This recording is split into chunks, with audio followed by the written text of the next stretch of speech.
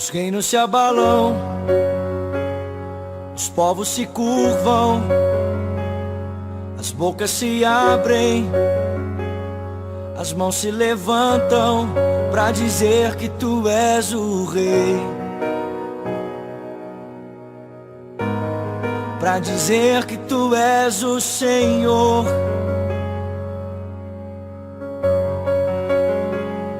Os reinos se abalam, os povos se curvam.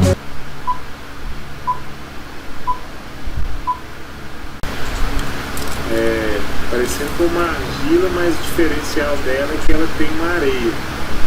O principal teste que a gente tem que fazer para ver qual tipo de terra que a gente está lidando é o teste do contato físico com ela mesmo. Então, se a gente pega ela aqui assim, espalha ela aqui com o dedo pressionando, a gente consegue ver se ela tem areia, porque para o adobe é muito importante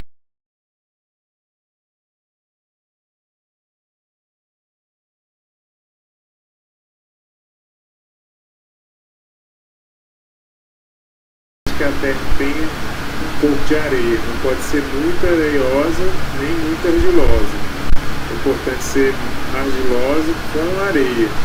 Então, se a gente passar o dedo aqui assim, ó, e não sentir nem uma partícula arranhando o dedo, porque é uma terra que tem só argila. Quando tem areia, a gente sente arranhando um pouquinho assim quando a gente força entre um dedo e outro. É importante que a gente sinta esse arranhar para saber que tem areia. Um pouquinho da mistura da terra vermelha. É uma terra que tem mais argila e alguns pedriscos. Então, basicamente a gente junta um pouco dessa terra aqui, ó.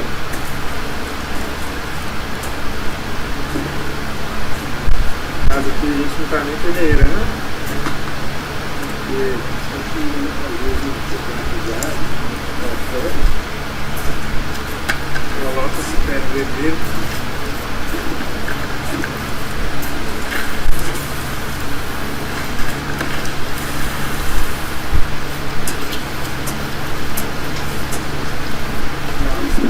Joga água.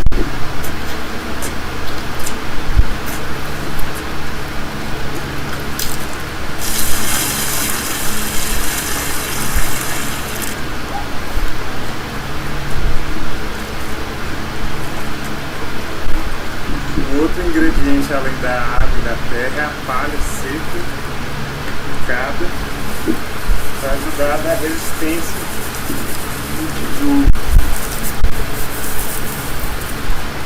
Mistura ela pisando.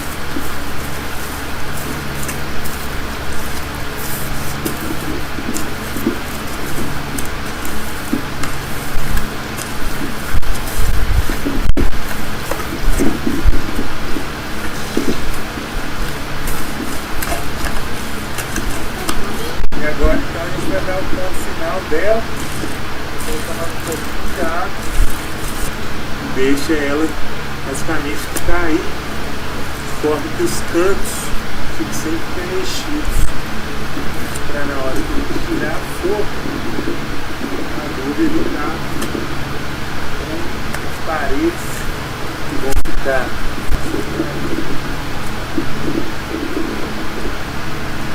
Cuidado. Puxa um apoio e esse aqui no alto. O que a gente vai fazer é subir nele, tentar apoiar todo o nosso peso, fazer um esforço, como isso do peso do seu corpo no ponto. E isso mostra, por exemplo, que ao fazer isso, essa pequena área aqui debaixo do nosso pé, ela está colocando peso meu, que é basicamente 70 quilos, sobre essa região aqui, e está suportando bem. Isso é um teste de resistência bem importante. Bom dia, povo de Deus! Que alegria estar aqui mais uma vez para ministrar essa aula para vocês. Vocês já viram essa belíssima introdução aí, viram como é que faz a construção de um bloco, que envolve ali dois tipos de solo, um solo mais argiloso, outro mais arenoso. com a palha, semelhantemente, gente, ao princípio usado lá no Egito, na época do Êxodo, do livro de Êxodo que a gente está narrando nesse tempo. Nós estamos agora na altura do capítulo 5, hoje vamos fazer o capítulo 5 e o 6. Nós tivemos uma aula por meio de uma live na semana passada. Alguns fatores nos impediram e nos levaram a fazer essa aula gravada hoje, mas de qualquer forma ela vai ser uma bênção, com fé em nosso Deus. Vocês vão aprender, vão poder desfrutar do conhecimento, tá? E vamos para cima desse culto de ensino, vamos consolidar o conhecimento sobre a retirada do povo do Egito. Só contextualizando para vocês, gente, esse momento do livro de Êxodo é o momento pré as 10 pragas do Egito. É o momento que antecede as 10 pragas do Egito. E a gente vai ver agora todo o contexto de endurecimento do coração do faraó. A gente vai ver quantas vezes isso é feito, é dito. E esse endurecimento que vai proporcionar para que Deus haja, para que Deus entre com o seu braço estendido em relação ao seu povo e os tire de lá. Vamos começar lendo esse texto que vocês estão vendo aí. Vocês estão me vendo aqui no canto direito. Às vezes eu vou me sobrepor algumas imagens, mas não tem problema, não se preocupe. Eu vou narrá-las para você. Eu tenho todo um acompanhamento aqui onde eu posso interferir nessas questões, tá? E o que você não vê, não se preocupe, foque na minha fala. Tudo que eu estiver falando a vocês vai estar se relacionando com o slide e a gente pode crescer. Essa ferramenta, essa ferramenta tecnológica, ela é bem interessante porque a gente pode fazer as duas coisas em comum, né? Você pode ver a minha expressão facial, os meus posicionamentos e podem também assistir ao que está sendo transmitido no slide, tá? Então vamos para o texto. O livro de Êxodo apresenta mais conexões com as fontes egípcias do que qualquer outro livro. Eles estão imersos naquele contexto, eles estão lá dentro, gente. Então, infelizmente, a incerteza quanto às datas dos eventos e a ausência de dados sobre alguns períodos relacionados à história egípcia deixa muitas questões sem respostas. Por exemplo, o autor chama a liderança máxima de Faraó o tempo inteiro. E existem várias pesquisas, gente, existem pelo menos 4 faraós listados entre os faraós desse tempo. E não se tem certeza documental, assim como existem outras certezas documentais de outros aspectos bíblicos. Essa não é uma questão revelada. O autor, no caso aí, a autoria atribuída à figura de Moisés, não deixou claro quem seria o faraó. Alguns acreditam que essa não informação, essa não nomeação, vem do fato de que é pequeno. O foco desse livro é o nosso Deus, é Jeová. Então, quem tem que estar aí com o nome em letras maiúsculas realmente é o nosso Deus, tá? Seguindo o slide, vocês vão ver aí um segundo texto que vai falar um pouco mais sobre o livro. Olha como essa parte é interessante. Esse livro contém uma rica variedade de gêneros literários, incluindo textos narrativos, mandamentos e leis. E o que mais vai ter nesse livro são mandamentos e leis. Na primeira aula nós falamos no contexto geral sobre o livro de Êxodo, que a partir do capítulo 20, todo ele vai ser legislativo, tá? A gente vai chegar uma hora que a gente vai discutir basicamente sobre as leis, todas elas trazidas por Deus através de Moisés e da tábua e tudo mais. Vai falar um pouco também de arquitetura. Esse livro tem algumas questões que tratam arquitetura. Tudo harmoniosamente para narrar a história de um povo que se sentia abandonado por Deus. Eles estavam ali entre José e esse tempo, onde Deus levanta Moisés, se sentindo realmente abandonados. Mas a gente vai ver que Deus os levará a compreender que ele era o povo escolhido dele. Na aula passada nós falamos que Deus manda Moisés falar para o faraó que ele está retendo o primogênito dele. Então, para mostrar para o povo de Israel que, aos olhos de Deus, eles eram um povo escolhido e serão, sim, separados. Tá? Gente, avançamos agora para o segundo slide. Vocês estão me vendo agora cá em cima, no canto superior direito. Eu saí de lá de baixo porque lá embaixo eu aparecia na frente do slide. Isso vai acontecer algumas vezes, tá, gente? Vão assimilando isso. A aula tem essa dinâmica. Eu estou um pouco transparente aqui em cima, meus cabelos estão por cima da faixa vermelha. Mas dá para você me ver, dá para você me ouvir. Pegue aí tudo que você precisa do seu professor para compreender esse capítulo, esse slide, tá? O slide começa com o capítulo 5, gente. E o capítulo 5, logo de cara, Deus manda que Moisés vá com Arão, vá até o faraó, falar com o faraó sobre uma festa que Deus quer que eles celebrem. É uma festa para Deus. Algumas bibliografias vão apontar, gente, lá no final eu vou colocar nossas referências dessa aula. Algumas bibliografias vão apontar que acreditava-se que o lugar aonde eles iriam celebrar a festa era um lugar sagrado, tá? Não, nada justificaria eles saírem, a Bíblia vai falar que são 3 dias de viagem. 3 dias de viagem até o ponto no deserto, eles iriam para o meio do deserto celebrar. E aí quando Arão e Moisés vão levar essa notícia, essa solicitação, essa petição ao faraó, o faraó age, eu acho que é aí que ele comete o maior erro da vida dele, ele meio que afronta a Deus, ele afirma desconhecer Deus, e aí seguem-se os fatos com uma sequência de problema muito grande para o faraó. Vamos lá, ó. No ponto 1, aqui você está vendo, pode acompanhar o mouse aí, ó. Deus manda Moisés e Arão irem ao faraó com uma ordem: deixa aí o meu povo, para que me celebre uma festa no deserto. É o primeiro versículo do capítulo 5. Na sequência, o faraó vai falar contra Jeová. Observe: quem é o Senhor, cuja voz eu ouvirei, para deixar ir Israel? Não o conheço, o Senhor, nem tampouco deixarei ir Israel. E aí começam as sequências de fatos que vão levar o faraó a um choque, a um confronto com algo inabalável.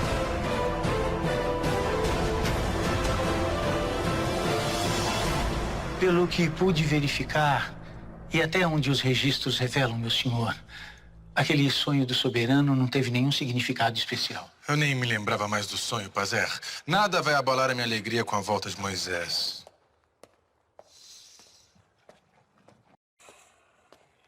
Soberano, o príncipe Moisés está aguardando aí fora. Moisés não precisa ser anunciado, Ikene. Ele veio acompanhado do irmão e disse que não entraria sem ele. Manda entrar.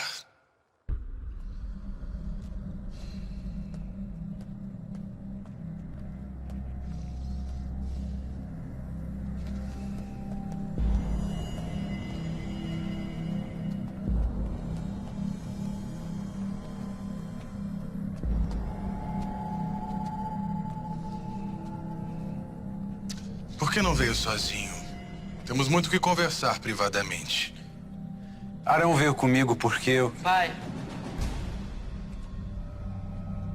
Vim buscar o senhor para o treino. Meu filho, este é o meu irmão que tanto lhe falei.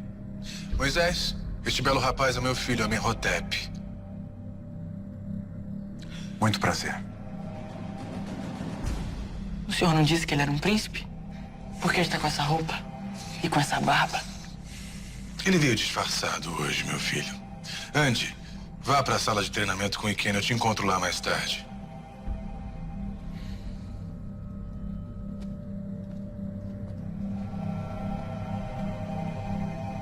Antes era você que treinava comigo. Agora é o meu filho. Mas você estava me dizendo por que veio acompanhado.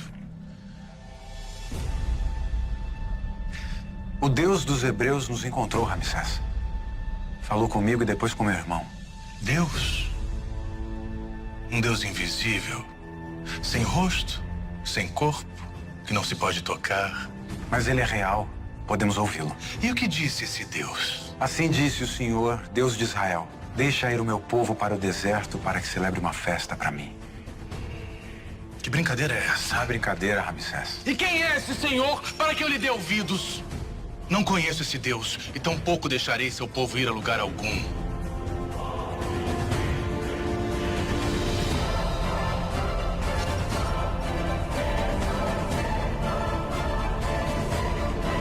Deixe-nos ir.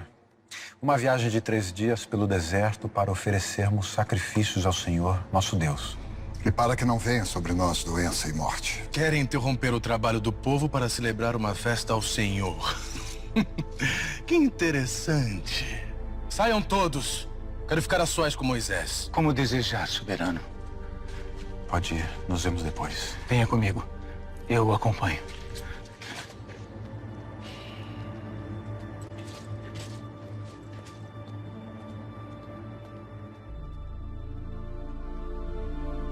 Por que tudo isso, Moisés? Estou apenas cumprindo a vontade do meu Deus. E como soberano do Egito, eu lhe peço. Pare com tanta formalidade. Não estou aqui falando como soberano do Egito, mas sim como seu amigo, seu irmão. Sou apenas eu, Ramsés. Ou será que esqueceu que fomos criados juntos e você passou mais tempo conosco do que com a sua família de sangue? Tenho plena consciência disso, Ramsés. E sei que é porque tem apreço por mim que me recebe em seu palácio. Acredite, Moisés. Eu não quero tomar nenhuma atitude contra o seu povo. E desejo menos ainda brigar com você. Saiba que este também não é o meu anseio. Ótimo. Então podemos conversar em outros termos. O que acha? Ele que é considerado como Deus para a cultura dele. Essa cultura, gente, tem uma principal característica. A gente viu o surgimento de impérios ao longo da Bíblia. A Bíblia fala de impérios, a Bíblia tem uma transição milenar que vai trazer vários impérios, tá? A gente viu o surgimento lá em Gênesis de uma questão, num contexto ao que a gente está tratando aqui, similar, que foi a questão de Babel. O povo, em meio a esses impérios, tem uma tendência de criar novas regras sobre o que é o bem e o mal. E é aí que eles erram, e é aí que a humanidade erra e confronta o nosso Deus. Deus certamente, gente, não vai deixar isso em vão. E é o que a gente vai ver na sequência dos fatos. Deus não permitirá que isso aconteça, e Deus vai dizer, ó, e eu vou falar mais à frente sobre isso, Deus vai dizer que ele vai endurecer o coração do faraó. Está dizendo, Moisés, você vai avisar o que eu quero que você avise, mas eu vou endurecer, ele não vai aceitar. E agora no próximo slide a gente vai ver as consequências disso. Vamos ver? Fica olhando, pode ser que eu apareça já em outro pedaço da tela, mas vão se acostumando. Gente, eu estou aqui embaixo agora. Estou aqui no centro agora.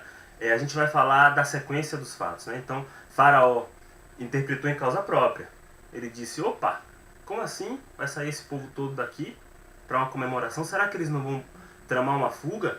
Será que eles não estão bolando algo nas minhas costas? E ele vai fazer justamente o contrário do que Deus pediu. Ele vai dizer assim, esse povo tem ociosidade, não é possível. Para estarem querendo ir até o deserto comemorar, fazer uma festa? Não, não é possível. Eles devem ter momentos de ociosidade, então, portanto, aumentaremos a carga deles. Tá? A gente vai aumentar a carga. Vocês viram no vídeo anterior que o processo de construção dos tijolos levava por uma questão de resistência mecânica, tá, gente? O incremento de palha. A palha era um ingrediente para que, quando curasse aquele bloco, o tempo de cura dele, ele ofertasse mais resistência, tá? E é isso que estava sendo feito, o emprego realmente, uma busca por uma resistência mecânica.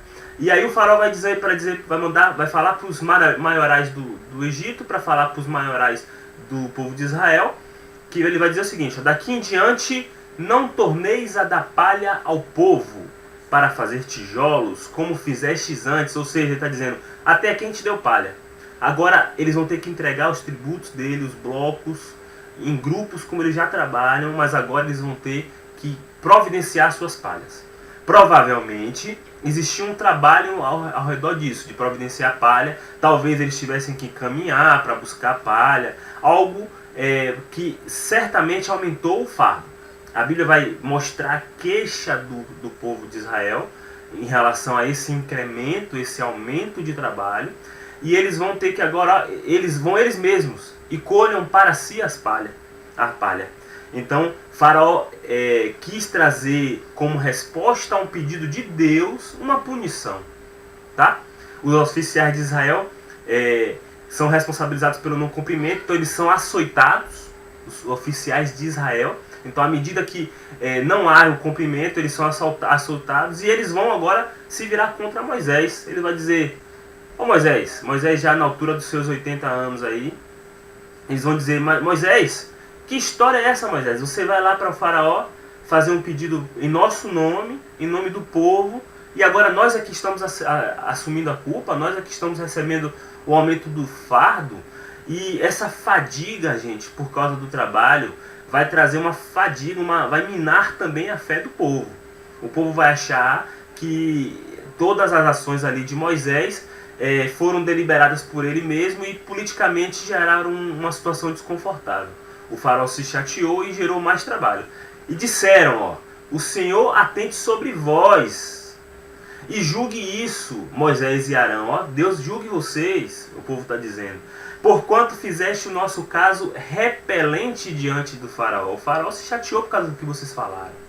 E diante dos seus servos, dando-lhes as espadas nas mãos. Então ele está agora, o açoite veio sobre nós para nos matar. Então eles apontaram os dedos, como a imagem está mostrando aí para vocês. Apontaram o dedo para Moisés, acusando de que a estratégia utilizada por ele era uma estratégia que trouxe danos. Só que eles estão esquecendo do detalhe, gente. Deus disse nos versículos anteriores que ele endureceria o coração do faraó. Deus disse que isso aconteceria.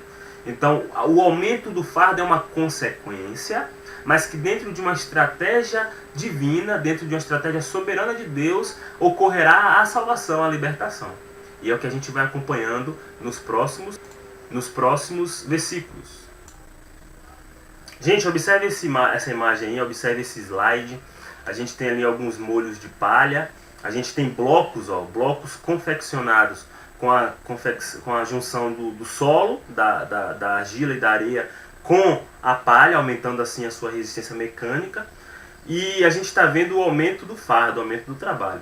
O texto que está aqui na parte superior está dizendo ali, lá em cima, os dias em que, apesar de leve, a palha virou um fardo pesado. Que interessante essa relação. A gente está vendo ali o açoite, os maiorais ali do Egito cobrando por produção. Certamente, gente, esse fardo produtivo, ele era realmente uma meta difícil de ser alcançada. Certamente essa meta ela era feita justamente para não ser atingida, para que a sensação de escravidão, de servidão, ela nunca deixasse de sair de perto deles. Essa relação entre o Egito e o povo de Israel é de subjugamento mesmo. Então eles estão ali a serviço, à mercê dos egípcios. Nesse caso, eles têm que realmente trabalhar. Mas é uma meta pesada, é um fardo pesado. Aí eu lembro que eu acabei de falar que Deus tinha dito sobre endurecer o coração do faraó. Observe, gente, esses trechos onde a palavra vai dizer sobre endurecimento de coração, ela vai se relacionar diretamente com o fato das pragas, tá? Então, à medida que o faraó é confrontado, o coração dele endurece mais. Pense o ego desse homem, pense o ego desse cidadão, onde toda uma estrutura, ele é a referência política e religiosa da época, para uma sociedade em ascensão, uma sociedade que cresceu muito ao longo do tempo e virou realmente um império. A palavra vai, no livro de Êxodo, a palavra, em outros livros é dito também, tá, gente? A Bíblia usa o endurecimento de coração outras vezes. Paulo usa lá em Romanos, há também a presença em Deuteronômio 28, mas no livro de Êxodo são 18 vezes. Quando citadas essas 18 vezes sobre endurecimento de coração, 9 delas são Deus dizendo, eu que endureci. O nosso Pai dizendo, eu que endureci o coração dele. Em outras 9, o autor diz que o próprio faraó endureceu o coração. Mostra a resistência de um homem em achar que os seus princípios, os princípios estabelecidos nessa sociedade, os novos princípios de bem e do mal, obviamente deturpados do que é o bem e o mal para o nosso Deus, se sobressaem sobre tudo. Inclusive ao ponto dele achar que o que Deus estava fazendo, o que estaria por vir, não teria peso para ele. E a gente vai ver que vai ter muito peso. Tá? Ainda sobre essa questão do endurecimento aí, gente, o autor está mostrando o tempo inteiro, nessas técnicas de escrita dele, de ida e vinda, ele está mostrando o coração do faraó. Tá? A gente está vendo aí que, eu já falei para vocês, que o homem está tentando reinventar o que é o bem e o que é o mal. Tá? Deus está chamando o faraó para se humilhar. Deus está dizendo para o faraó, faraó, é hora de você se humilhar e reconhecer que eu sou Deus. Que eu é que defino o bem e o mal. não os termos egípcios. Não são vocês egípcios que vão estabelecer o que é o bem e o mal. Faraó, ele confrontou Deus no capítulo 5. Ele disse: quem é o Senhor? Quem é Yahvé? Deus vai oferecer, gente, várias oportunidades para o faraó se redimir, se arrepender e se humilhar. A gente vai ver que o que vai acontecer a partir daí não é porque Deus é mau, não é porque Deus manipula o mal. O mal por si só já existia no Egito. Deus só vai mostrar para eles que não é assim que se faz, não é assim que se procede, tá? Deus até ele pode dirigir o mal, o endurecimento de coração aí, como a gente tem falado, para um propósito. Até porque não há nada que o homem possa fazer, ainda que o crime mais hediondo, a situação mais complexa, o perigo mais iminente, não há nada que o homem possa fazer para desviar Deus do propósito dele. Então, o máximo que pode acontecer é este mal projetado pelo homem ser usado por Deus para alcançar um propósito, como é o caso do endurecimento do faraó, do coração do faraó, em relação a tudo que se passa com o povo de Israel. O endurecimento do coração do faraó vai ser fundamental para que haja todo esse cenário onde Deus se estabelece como Senhor para o povo e para a sua retirada do Egito.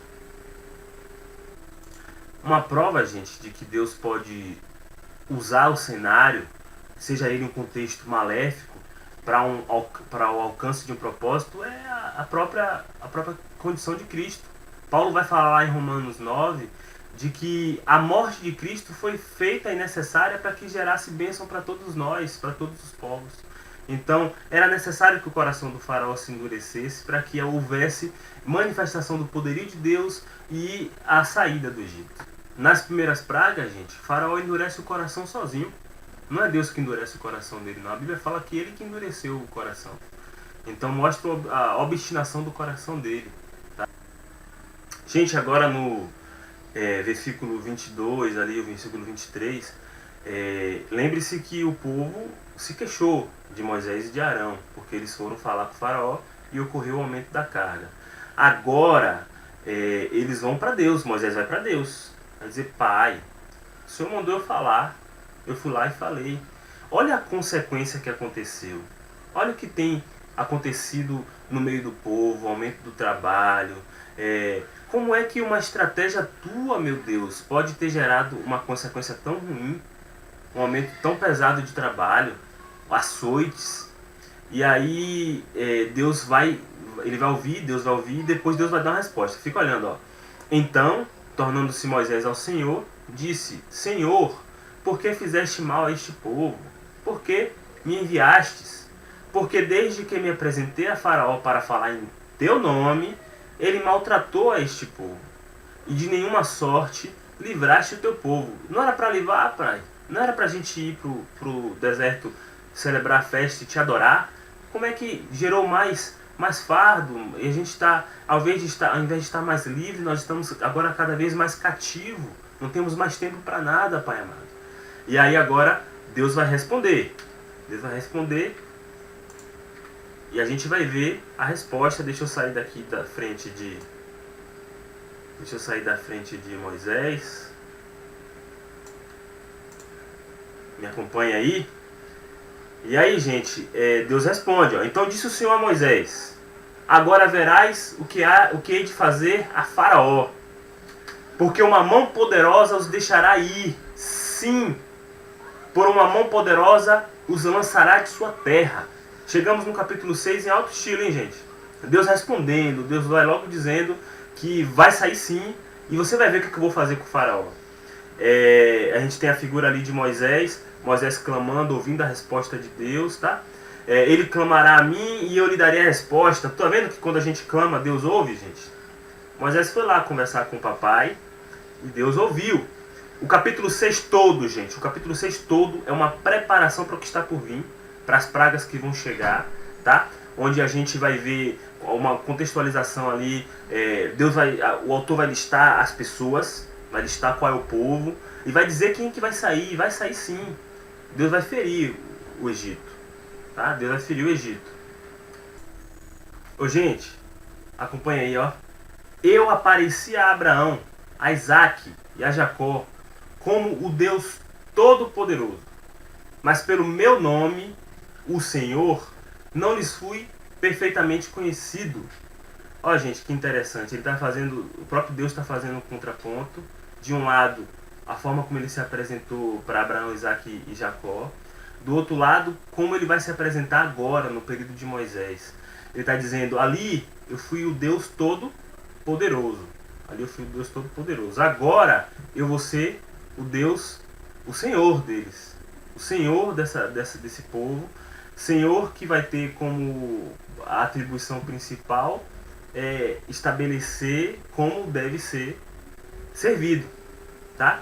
Então, agora é um Deus que vai firmar, ó, é assim que eu quero que faça, é assim que eu quero que proceda, tá? Deus, o Deus de Abraão, Isaac e Jacó era aquele Deus que estabelecia promessas estas com períodos de tempo específicos. Agora, as promessas de Deus, do Senhor Deus, elas vão ter períodos mais longos para cumprimento, é uma característica da mudança. A gente vai ver que lá do hebraico, antes, em Abraão, Isaac e Jacó, você vai ver o mouse aí, ó, era o Deus El Shaddai, é o Deus Todo-Poderoso. Esse quadro mostra como a Bíblia chama Deus de diversos nomes diferentes, ó, a gente tem aí pelo menos 16 nomes diferentes. E agora Deus vai dizer que vai se apresentar como Adonai, eu sou o Senhor, tá? Então é essa diferença que o próprio Deus faz questão de marcar nesse tempo, para diferenciar quem era o Deus Todo-Poderoso do Deus Senhor. Do Deus Senhor. Inclusive, gente, é questão de polêmica estudiosa aí. Gente, é uma pauta de discussão entre estudiosos aí, que essa questão do nome de Deus, acredita-se que Abraão, Isaac e Jacó não conheciam o nome Yahvé, Senhor. Eles o adoravam como El Shaddai, como Deus Todo-Poderoso. Existem poucas evidências na Bíblia de que o nome Adonai, o nome Yahvé, o nome Senhor, já é usado na época dos patriarcas, tá? Então acredita-se que a partir deste ponto, por isso a ênfase ao versículo 6 do capítulo, versículo 3 do capítulo 6, porque ele fala justamente dessa relação onde Deus estabelece como ele agora gostaria de ser chamado. É o próprio Deus que fala. Gente, vocês já ouviram alguma vez falar que o livro de Êxodo é o livro que mostra, através das pragas, que Deus zomba da humanidade? Vocês já ouviram dizer que alguma vez que no livro de Êxodo Deus zomba dos deuses egípcios? Que lá as 10 pragas elas existem para mostrar que os deuses egípcios criados por homem ou invenções diabólicas são nada mais nada menos do que deuses pequenos, que não são deuses reais como o nosso Deus é? Eu vou ler um texto para vocês que vai provar um pouco disso. Ó. Observe. A origem desses termos, a gente vai falar agora de mão poderosa e braço forte. A mão poderosa e braço forte vai aparecer no versículo 6 do livro. No capítulo 6, versículo 6 do livro de Êxodo. E aí olha o que vai acontecer lá. Ó. A origem desses termos pode ser encontrada em hinos egípcios reais, na correspondência oficial. Por exemplo, nas cartas de Armana do século XIV a.C., Abdieba, governador de Jerusalém, refere-se ao braço forte do rei como base para sua nomeação ao governo. De modo semelhante, o hino a Osíris, da 18ª dinastia, descreve a predominância de Osíris sobre outros deuses com a frase, quando seu braço estava forte. O hino a Tof, de Rahenrabi, fala do deus Lua, guiando o barco divino pelo céu com o braço estendido. E o nosso Deus vai lá no versículo 6 do capítulo 6 do livro de Êxodo e diz: eu, sim, os vou tirar com o braço estendido. O único braço que realmente tem o poder de ser estendido sobre todos os outros. Todos os outros deuses serão mostrados agora no livro de Êxodo, que são como nada para o nosso Deus. Esse é o Deus que a gente serve, gente. Esse é o Deus que a gente adora. E Deus, gente, ele emenda o versículo 7 e 8 do capítulo 6, continuando a proferir promessas para o povo. Ó, e eu vos tomarei por meu povo, e serei vosso Deus. E sabereis que eu sou o Senhor, vosso Deus, que vos tiro de debaixo das cargas dos egípcios, quem tira sou eu, Deus. E vos levarei à terra acerca da qual levantei a minha mão, jurando que a daria a Abraão, a Isaque e a Jacó, e vô-la darei por herança, eu, o Senhor. Então Deus segue dizendo, ó, quem mais poderia livrar o povo da escravidão? Deus, um Deus de promessa, tá? E também tenho ouvido o gemido dos filhos de Israel, os quais os egípcios fazem servir, e lembrei-me da minha aliança.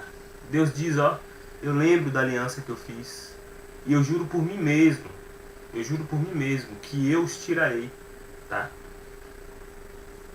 Gente, agora aí a gente está chegando mais à frente do capítulo 6, e a gente vai ver dois momentos onde Moisés, mais uma vez, mostra uma insegurança aí.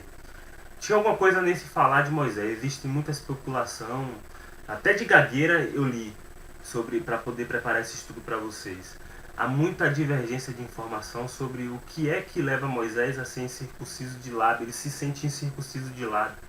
Ele se sente que nem o professor da escola bíblica que vai dar aula para vocês, não se sente pronto para isso. Gente, ele vai falar para o povo, e o povo já mostrou diversas vezes que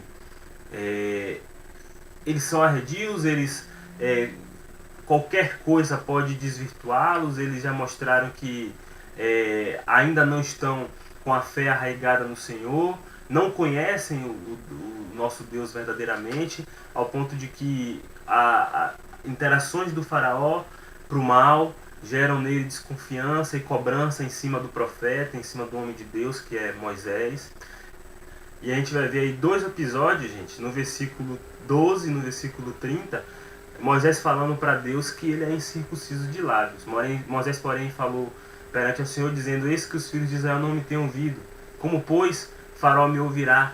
Também sou incircunciso de lábios? Então disse Moisés perante ao Senhor, eis que eu sou incircunciso de lábio. Como, pois, Faraó me ouvirá? Tem duas vertentes aí. Uma é de que haverá falta de crença, haverá falta de fé.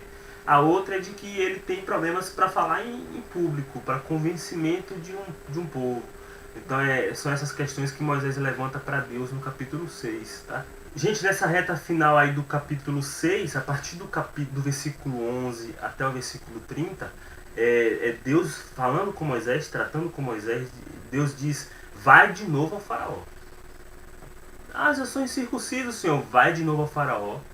Diga quem é que vai descer. Deus lista as gerações, Deus lista o povo, Deus lista os descendentes das 12 tribos que vão sair. O próprio Deus lista. E Deus diz, vai lá para o faraó. E diz, gente, essa é a preparação para as pragas, tá?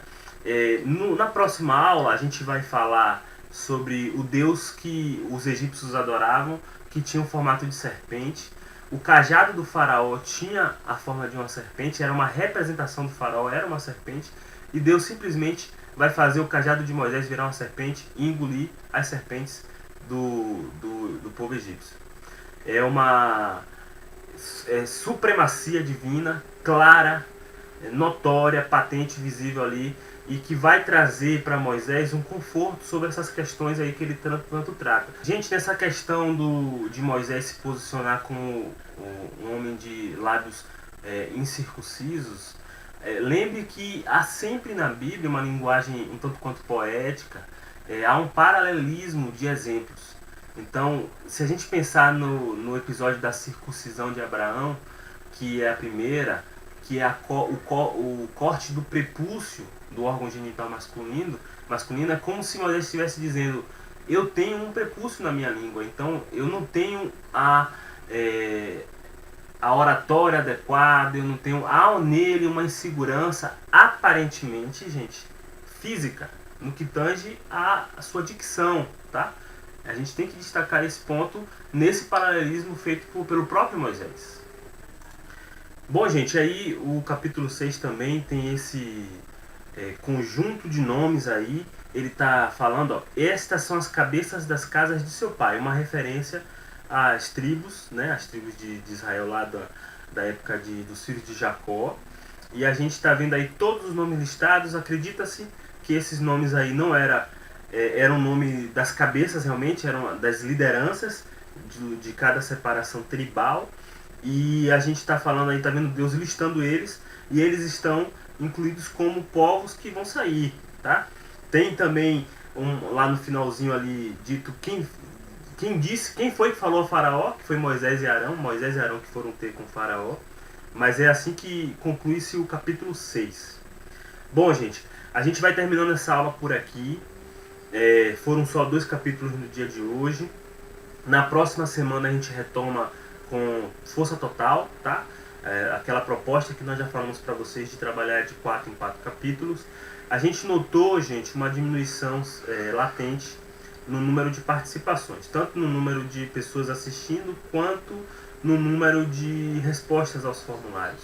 A gente vem reiterar aqui o pedido, a solicitação de que vocês voltem a atenção para a escola bíblica, acompanhem tanto as aulas quanto os formulários, porque tudo isso é feito para você, é feito para o seu aprendizado, é feito para a consolidação da sua fé. Então não despreze isso, não despreze esse presente que é dado a vocês, para que vocês também cresçam junto conosco, tá? Um abraço e até o próximo domingo. Estamos juntos. Teu reino é sempre eterno, firmado em misericórdia, justiça e igualdade, bondade e fidelidade. A tua igreja te adora, a tua igreja te adora.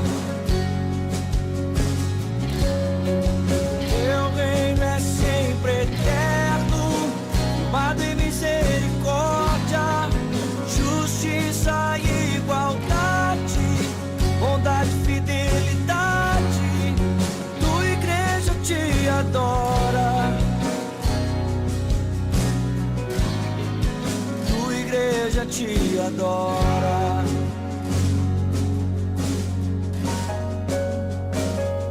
Os reinos se abalam, os povos se curvam, as bocas se abrem, as mãos se levantam pra dizer que tu és o rei,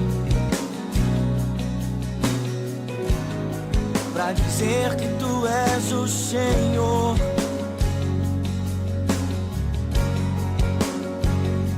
Os reinos se abalam, os povos se curvam, as bocas se abrem, as mãos se levantam pra dizer que tu és o rei, pra dizer que tu és o rei, pra dizer que tu és o Senhor, pra dizer que tu és o rei, pra dizer que tu és o rei, pra dizer que tu és o Senhor, pra dizer que tu és o rei, pra dizer que tu és o rei, pra dizer que tu és o Senhor.